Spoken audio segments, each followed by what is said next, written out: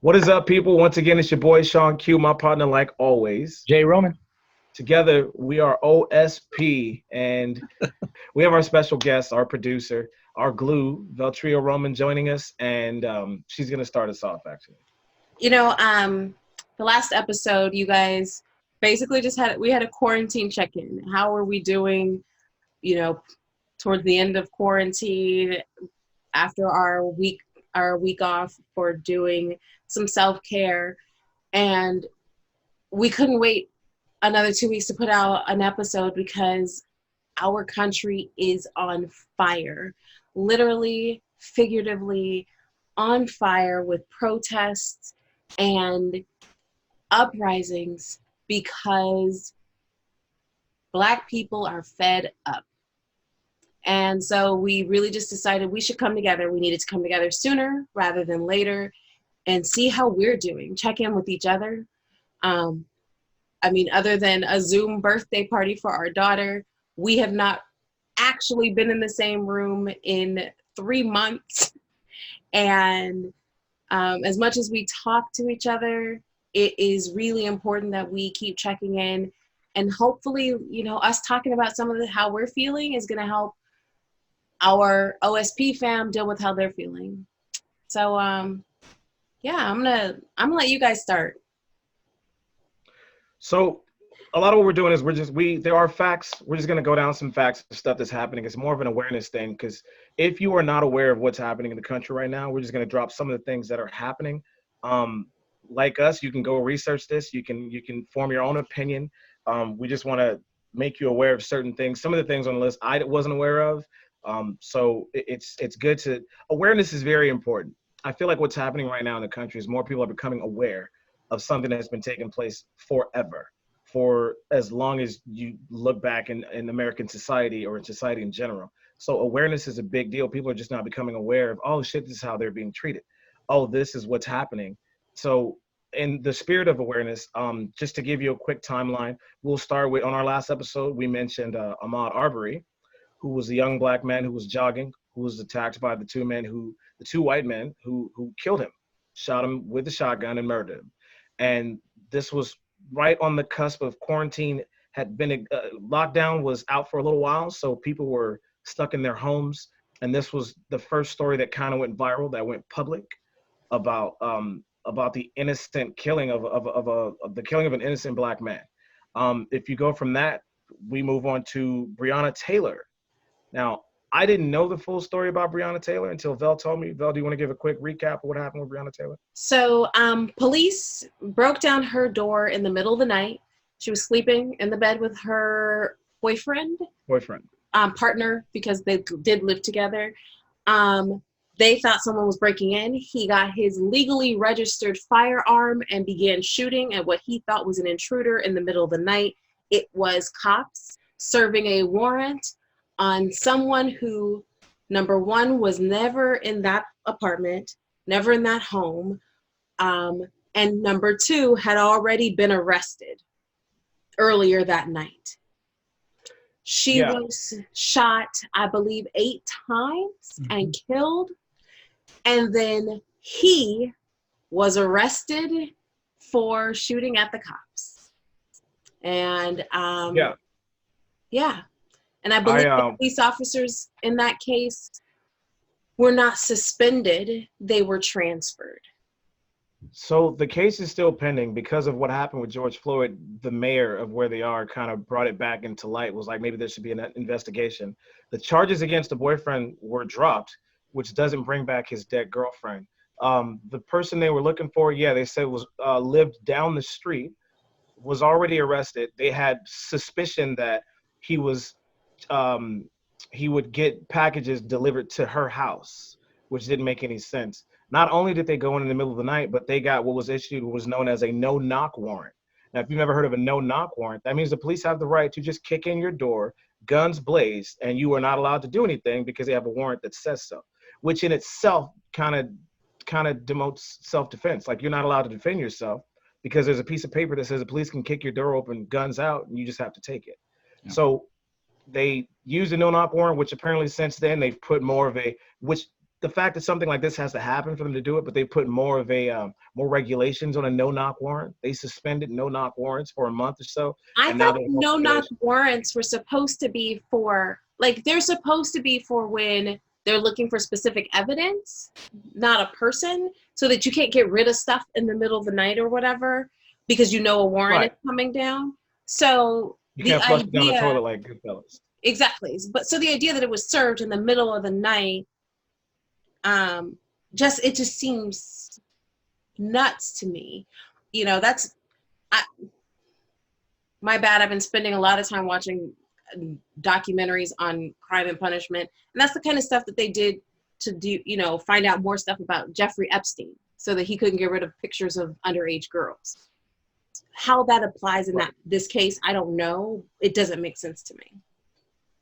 The biggest thing that I pull from the Brianna Taylor story is, and this is a huge problem, and it keeps popping up in situations like this. For some reason, you have a warrant. You were walking into this person's house, yet nobody on them out of all the officers had fucking body cam on, which I thought the new rule was they had to have body cams on. So that's only in certain cities. It's only in certain jurisdictions. And that is a simple fundamental thing that should be fixed. If you were about to break in somebody's house in the middle of the night, because that's what you're doing, you're breaking into somebody's house in the middle of the night with your guns drawn, you should have body cam footage to show that you did everything you were supposed to do your job before somebody dies. And they did not do that. And it bothers me because their story is different from eyewitness story. Their story is, we knocked on the door a bunch of times, they didn't answer. First of all, if they're dead asleep, of course they're not going to answer. Who answers in the middle of the night? But if they hear somebody ruffling the door, they have time to get a gun and say, hey, who's out there? Show yourself. Like, it's, the stories is so all over the place. The non-usage of body cam, which is a small way of protecting us, even though it's still flawed. I was told by a friend of mine who's a cop, said, you're supposed to have your body cam on. It lasts 18 hours. You're supposed to turn it on the minute you go on patrol. You get out that car, you have your body cam on because the car has one on. But what they do is they'll get out of the car, turn it on. It takes 2 minutes for the satellite and the body cam to link up. So even if it comes on, there's no sound for about 2 minutes. So that in itself is a discrepancy. That doesn't help anybody. How does that serve or protect anybody? Not a fan of that one. Jay, anything on Brianna Taylor before we move on to Mr. George Floyd? Those cops should get murder charges. I have so much in my brain right now about all of this that I find myself not being able to articulate enough because I don't work with anybody of color. I think we have one new person. She seems a little brown. And I mean like she seems a little brown. I just mean like brown and like she has a little bit of tan skin, but because we all have masks on, I have actually not seen her face yet. Right. So I don't have anyone to express myself to except for Veltria here, but you know, we're talking and seeing the same things. Brianna Taylor one is nuts. I heard about that actually before Aubrey and of course obviously before Floyd. And the headline was woman killed in her sleep and they had the wrong house. That was the headline that I woke up to one day. This was like a couple days before I heard about the Aubrey case, or maybe even around the same time, maybe around the same time, same day. And then obviously like a week or two before Floyd, however long ago that was. And I was like, that doesn't even make sense to me. And then the fact that they busted in, like you said, I have never heard of a no-knock warrant. I've only ever seen one warrant served. And it was on a house I lived in, and I was there. And they came in, and granted, they knocked. I remember. They knocked. They busted in the door, pointed the gun at me. I was probably like 7 or 8. And they're like, hands down or hands up. And I like got against the wall and I shuffled down the wall. Fine. Okay. I didn't know what the hell was going on. I went to go check the door and all of a sudden it busts open. But they knocked. I didn't know this was a thing. The fact that there's even something as a no-knock warrant, I get what she's saying for like stuff like Epstein, people who have evidence that they can get rid of. But isn't there supposed to be someone who at all times is monitoring the situation that can say abort? You know what I mean? Like, okay, abort. Because as soon as she got booked or arrested that night, a word should have went out to everyone. Everybody, everyone's phone, everyone's CB radio, everyone, whatever the hell they use, earpieces, whatever, saying this person we were looking for is in custody. If you are out there ready to serve anything, move, abort, leave. I mean, I don't understand the lack of communication. And if they want to call, you know, whether that's actually what it was or not sure. So it's just another case of just things not being right, systemically wrong. I mean, the fact that they could do that, and of course, I understand them grabbing him up, charging for shooting at police. I can maybe understand that initially. Okay, you shot at the police, we're gonna arrest you. They should let him go right there. Don't even take him to the precinct. Let him go to the hospital and deal with his dead girlfriend now. Let him go there and get consolation from there. Let him call family from there. You took this man to jail, and then you had to let him go later. And So while he's in jail, he's mourning. He's not allowed to. It's all bad. It's all bad. I can't even go there. I can't even go there. It's disgusting. We move on to George Floyd, which everybody in the country should know about him by now. He was detained by 4 officers, handcuffed, laid on the ground. One officer kept his knee on the back of his neck.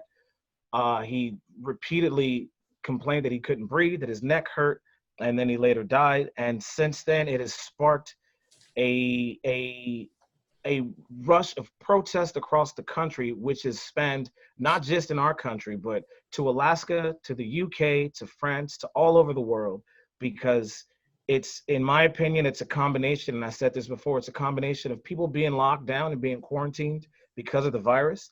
And the first time they're allowed some kind of leeway to go out in public, they have to hear about this bullshit. So now they go out to protest, and when people are hurt, most of them react with aggression. That's just how it is. A lot of people, we get hurt, we get aggressive, we want to break some shit. Now, there are tons of people who are protesting peacefully, who are marching, who are expressing to their communities that this is not okay, something has to change, and everybody in every community should be aware of this.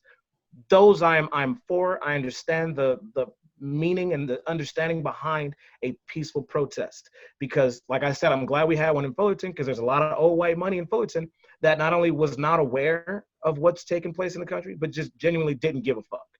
So you need to know who in your community cares about other people. You just have to, and protests usually help that. And I'm 100% cool with that. And then there's a different group of people. Now, like I said, some people get hurt. They want to break some shit. Most of us have been there. We've all gotten hurt to where we're angry and want to destroy something. But then there's the looting and the rioting. Now, looting comes with, whenever there's a protest this big, you think back to the Rodney King riots, LA riots, you think back to Michigan, somebody's going to break some shit. And if something's broken open, somebody's going to steal some shit. That just goes hand in hand. But the fact that there are people out there instigating this and moving this forward who have nothing to do with the cause, who have nothing to do with the movement, who don't even want to help the movement. They want either to just come up on some free shit, or the groups of people who have been, I think there's names of like After or something like that. There's a group of people, there's videos out there, you can look it up, mainly Caucasians, dressed in full, mask and black and hoods, just destroying stuff, having nothing to do with the protests of the movement, to make it seem not only bigger than it is, but to make it seem like, oh, they got so angry. Look, they destroyed shit. There are people who are not of color, who don't fully understand what's happening, who are tagging on walls. Oh, Black Lives Matter. You're not helping the fucking cause when you do that. You're making us look like thugs, and that's what they want. Speak, Vel. It's on your tongue. I see. The thing. This is. There's 2 things I think. I think that rioting and looting are 2 separate things. I don't know.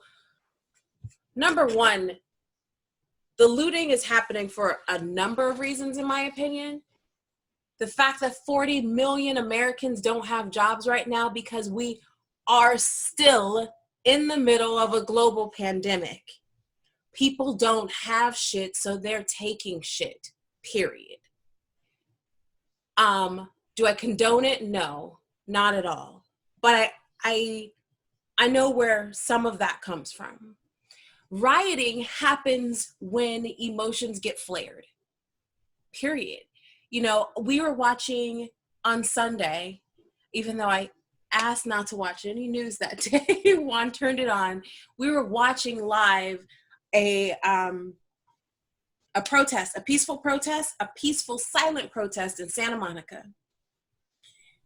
The cops, the what is that called? The National Guard. no, whatever They time, came later. whatever time they're supposed to go home. Oh, the Well, curfew. curfew. Curfew was supposed to. I'm like, what's that called? When your mom starts telling you to come in the house because the lights are coming on. The curfew time was approaching or had just started, and they were not ending the protest. So the cops started shooting tear gas into the crowd. This was a peaceful protest. At no point was tear gas necessary or rubber bullets necessary. I wasn't there. It seemed to me like maybe they could just have a conversation on a bullhorn that was like, your time is up. It is now curfew. Now we will arrest people. At least give a warning. There was nothing because we watched the time happen. So then after the cops did what they did, then some of the people responded. They were throwing bottles and whatnot at the cops. That's how riots start. They're provoked. It's in the 50s and 60s during the civil rights movement, we saw that peaceful protests of Black people walking arm in arm, singing hymns and whatnot. And then the cops come and say, you're not allowed to be here. I'm turning the hoses on. And that's when riots started. And honestly, how is that different? And why is it so bad now and not bad when the Celtics win, the NBA championship and white people start pushing over cop cars in the street and setting them on fire? Is that because it's about Black people? Because that didn't even at least start peacefully. That started with alcohol and Celtics fans, I think the miscommunication is this is how they treat it because the government at the end of the day treats us like kids. And if people are out celebrating their team winning something and they're destroying something, they brush it off as, well, they're just destroying stuff because they're happy, which has never made fucking sense to me. I remember seeing the Bulls win 3 different championships and the city was destroying shit out of happiness, which made no sense to me.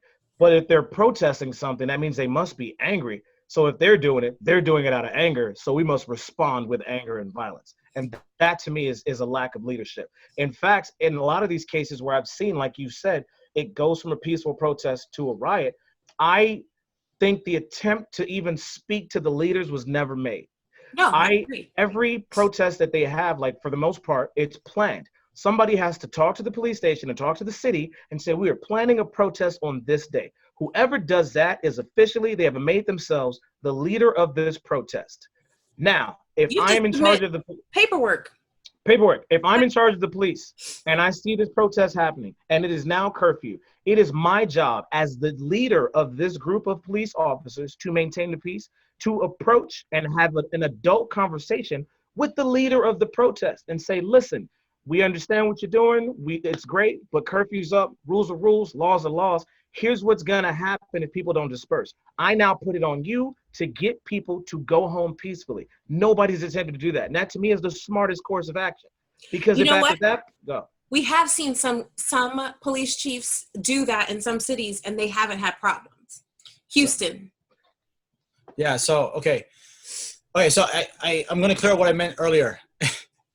What I was trying to say was things are moving so rapidly that every time we put out an episode, the whole world changes. It's crazy. It's driving me bananas. It's like we can't keep up. Anyway, so I said in the last episode that I watch the news. I watch documentaries. I read. I check things out. I really dig deep. But I also remember saying I've lost hope.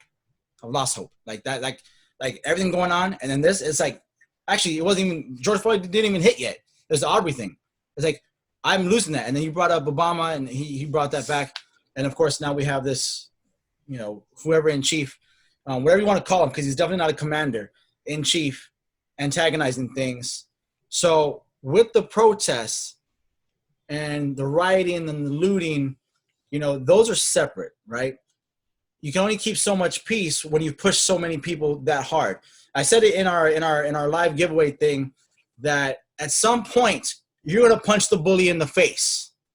And right now, America's getting punched in the face because America's been the bully, right?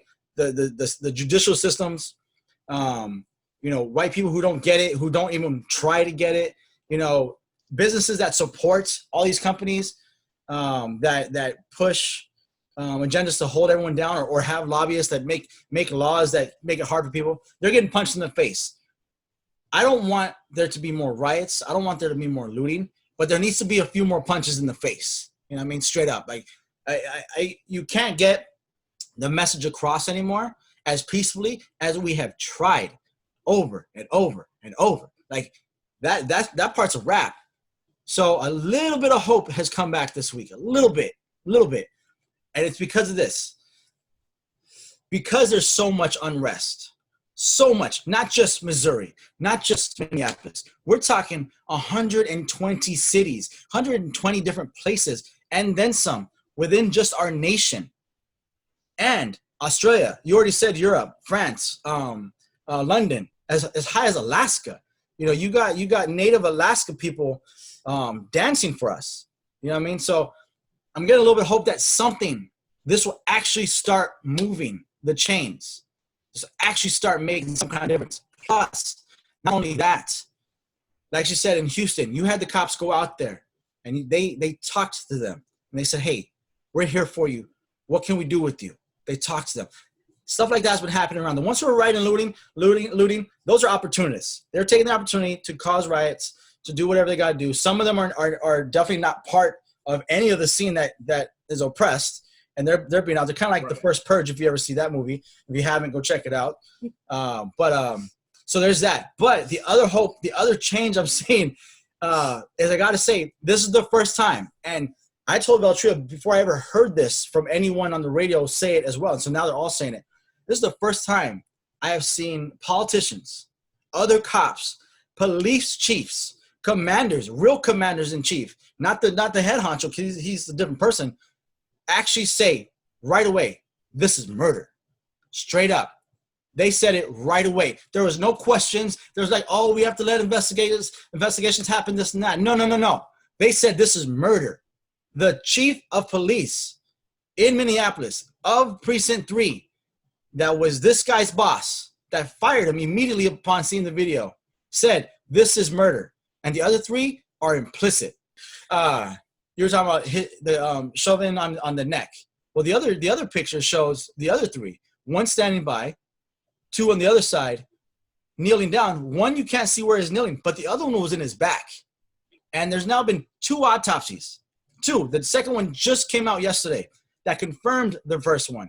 No, it expanded upon the first one that the city did, said that it was homicide by something, but they didn't call it asphyxiation or pressure. This one did. So this one says the pressure on his neck and his back caused him to not be able to breathe and to die.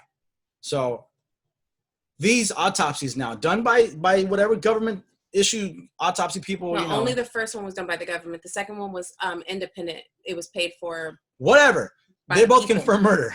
Okay. So it's nice that there's this coherence in that part. All right. So the reason I bring up the difference though is that it's important because only the first one is official, and that one doesn't say he was murdered. It does say homicide, but it does not say that they caused it. It says it was caused by underlying conditions. And if the government, now that the Attorney General has taken over the case, if they don't do a second autopsy and they don't find the same things, that is always going to be on the record and able to be used in his defense. Right. I was going to say though, one of the things you brought up that I think is important, and this morning I was talking to one of my colleagues and friends about this, and she was like, why is this different, Val, from the other ones? And I said, because it was blatant. Mike Brown, unfortunately, could be considered a good shoot if he was really antagonizing that cop. Yes, he was unarmed. All he was a big kid, but that cop shot him. So the fact that white people are seeing this and they're like, no, that's murder. And then secondarily, they see that the justice system doesn't work the way they think it does or the way it works for them. You know, Central Park Kathy was like, I see an African-American man, he's filming me and harassing my dog. Please come save me. I'm scared for my life. Because that's how they see the justice system working. You call 911, they respond, they take the bad guy away. So here's another little detail. I don't know how many people caught this. I only saw one post about it. I can't remember who it was from. I think it was a basketball player, or maybe it was Kevin Nash, you know, the giant wrestler. He's saying a lot of stuff about it too, which I really appreciate. Did you know, tell me if you know this, that they worked together? That the cop and Lloyd worked together for years? The cop and George Floyd? Yes, Yeah. At a nightclub. George Floyd was a security guard, and the cop also was with him working that same club or those same clubs over years. And they had beef Wouldn't there be while they some worked. kind of investigation? There has to be there's a history now. Like, There's a how history. you would have to investigate. That's going to be part of the investigation. There's a history there. There's a history of beef. It's already been said they had beef. So now the call has been, because for me, not getting arrested would really have incited me to protest even harder. Then, as you saw, they got worse even after they arrested them. You know why? Because they only charged them with murder 3. And they only charged one person so far. Maybe more now. I don't know. They don't even got the second guy that was on the back. But murder 3 is pretty light when you watch the video. And now the fact that there is past history, they need to up something there, because there's a history of beef and not getting along from prior life or whatever. He knew him. Now, I'm not saying premeditated, but also part of it is when you look at the video, when you look at the whole video and you see the sequence of events and the timelines, like she said, they already had him handcuffed. And then they already had him in the car. And then these guys showed up. They weren't even the original ones there. They take him out of the car and then kill him. You didn't even have to take him out of the car.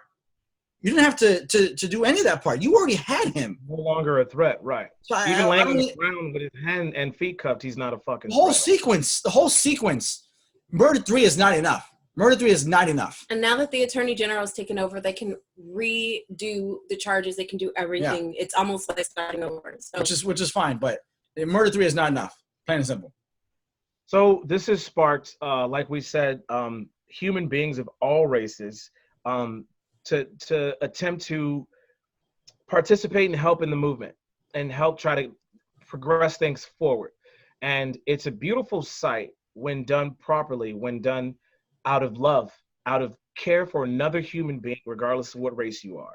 And unfortunately, this phrase that keeps coming up, that keeps almost hindering the movement, is the phrase, well, all lives matter. And everybody has a different opinion on the counter argument to all lives matter. Obviously, all lives matter. My counter argument would be very plain and simple. In America, it's true all lives matter. But in America, some lives hold more value than others, period. That's just the way the fuck it is. And unfortunately, most of those lives that hold more value are not minority lives. I loved when this came up, years ago when this first started and everybody was like, well, all lives matter. I loved the demonstration of a white person sent this to me. It was like, you don't go to a Mexican restaurant and be like, but what about the Chinese food? Because that's not what we're talking about right now. Right. But that's what it is. I know. We are talking about Black lives being lost and nobody caring enough to change the system that is taking those lives. So what you don't realize when they're saying Black Lives Matter, what they're really saying is Black Lives Matter too. Our lives also matter. And when that happens, once we get to the place where we realize that, and the world realizes that, and we are treated as such, then you're right. Then we'll be at a place where all lives matter. I'm gonna. This is not on the same vein of the all lives matter. I can't even address people who come at me with that bullshit of all lives matter, because it's clearly not right. I think I caught that. The chief of police said the looters and rioters are as much responsible for George Floyd's death as the cops who killed him. Yes, he did. that's what he said. That was a written statement that he prepared and delivered. Yes, written or not, he said it. So he read this first and then let it come out of his mouth. However it happened, I'm not exactly sure. I didn't watch the conference, but he said it. I heard the sound clip, and then I heard the outrage today. They want this man's head. They want his job. I agree. He should either retire or get fired because you're obviously part of the problem. Because one of the best questions I heard was, or no, comments I heard, I respect that coming from you since you have the most violent and highest death rate of any police department, police force in the nation. So he didn't have very good answers for this, but they want his job and he needs to be let go. Like, if there's nothing else you should do right now during this kind of thing, do not roll tanks through LA. I don't care what part it is. But in a situation like this, a tank it is a perfect representation of the phrase, or else what? There's nothing more like if you had a meme and it was like, this is what, or else what looks like if there were a picture. They're outside of the mayor's house right now. You know what they're saying? Fuck the curfew. We're outside the mayor's house right now. All right? We're on his block right now because he needs to do more for us. You know what I mean? And stuff like that. And so I get the idea, but it's not going to work. It ain't working. And it will work. It works to a point. And today has been more peaceful than the last week. I was talking to a friend of mine, Nathaniel, about a solution. It was like, what would you think would be a solution? And I was like, what would you think? And until you change things fundamentally, like our Constitution is so old, yet our country has evolved so much just off technology. It makes no sense that we still follow rules that were set in place hundreds of years ago that didn't even apply to the life we live now. So just basically changing parts of the Constitution, which I don't know what would have to happen for that to happen. I don't know. But he had a solution. He said, as far as a lot of his ideas were questionable, but he had one where he said, I feel like they should not only make it harder to become a cop, not only should they raise the IQ standards, but your job as a cop should be, which we agreed should be almost like the military, in that you serve 5 years. And if after 5 years you haven't advanced to whatever it is, to detective, to whatever it is you want to do, CSI, whatever, then you are done being a cop.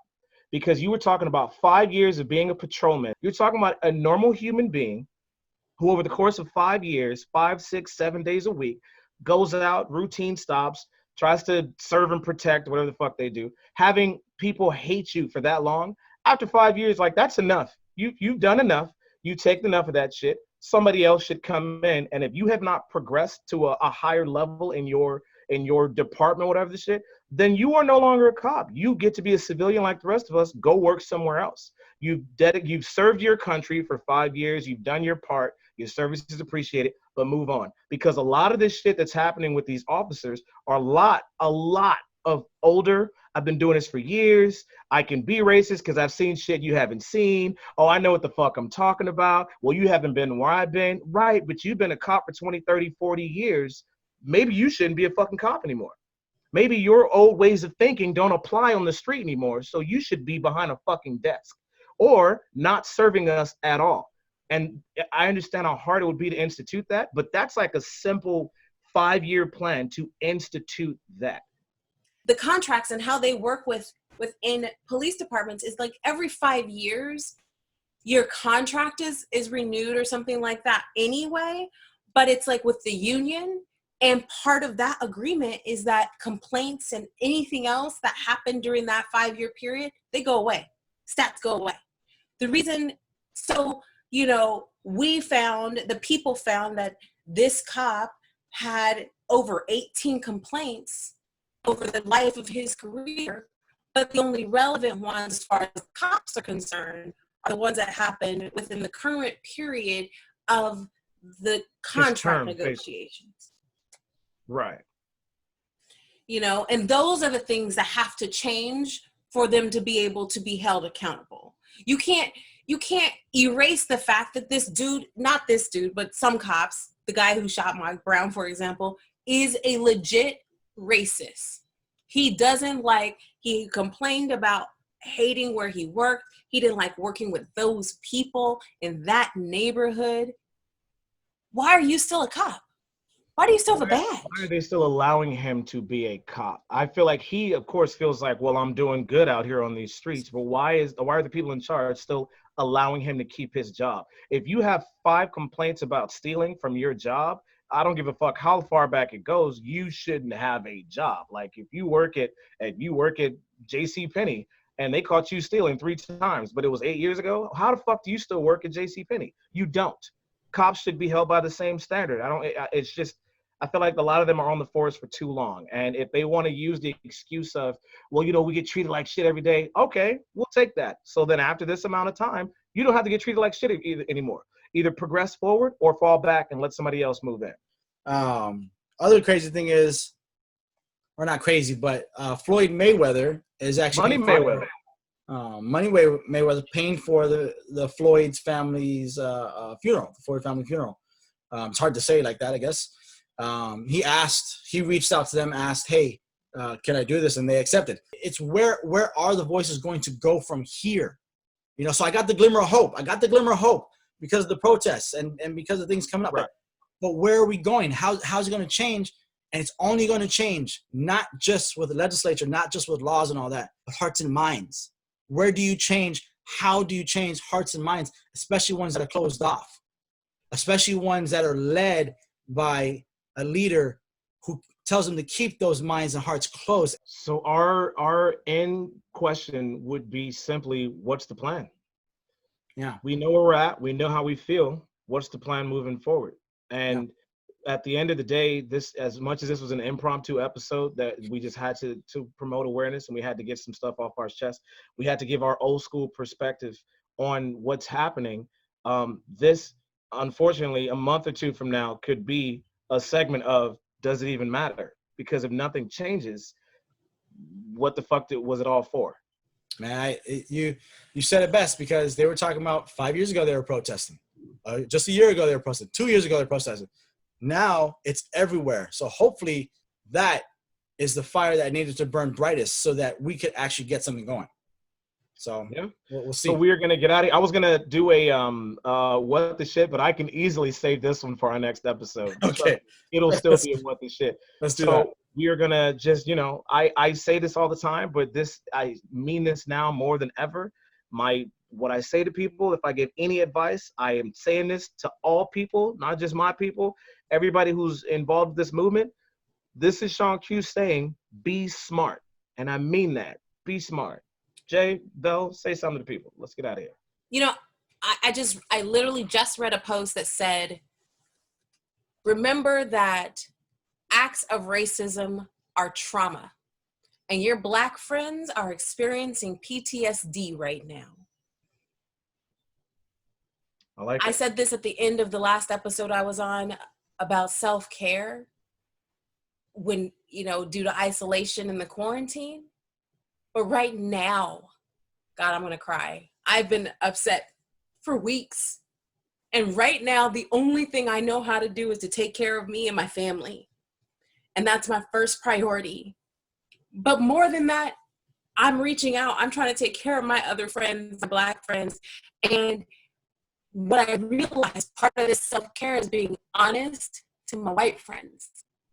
When they ask me what they can do, what can it do for me and my family right now? Not really anything. But what can you do overall? Step up. Pull up. Be a part of the conversation. You hear somebody say some racist shit, some dumb shit, maybe if he wasn't doing something bad, he wouldn't have got arrested and this wouldn't have happened in the first place. Dumb ass, punk ass shit. Call them, sorry mom, the fuck out. Call them out. Because that's the only way people will learn. And that's the only way people will change. Because so much about the racial injustice that is happening in our country is happening because it's not overt. It's the covert, it's the low-key racism that holds people down. It's the assumption that if somebody's in jail, it's because they deserve it. that somebody got arrested, it's because they deserve it. If you don't know, George Floyd was being taken in on suspicion of fraud and forgery because he had a fraudulent $20 bill. He lost his life over fake money. Jay, So say take care of something. yourself. I love you so much. Jay, good luck, my nigga. What you got? I had something. I lost it. But it was more like keep punching them in the face. But then I got a little more calm. Just keep going. Gotta keep going. Gotta keep fighting. You can't stop. You know why? Because we're Panthers. Like your song. I listen to that song. You don't even know. I'll probably made you at least 10 cents by now. All right? I listen to that song every single day. Because we're warriors and all that. So we got to be part of all this. We are part of this. We are trying to be voices for people. We are trying to be out there for people. If you don't know, we want to be part of this. We want you to be part of it with us. My brown people, my Puerto Rican people, you are part of this. If you don't think so, wait to see what happens to you next time. We need it together. Plain and simple. Plain and simple. We need it together.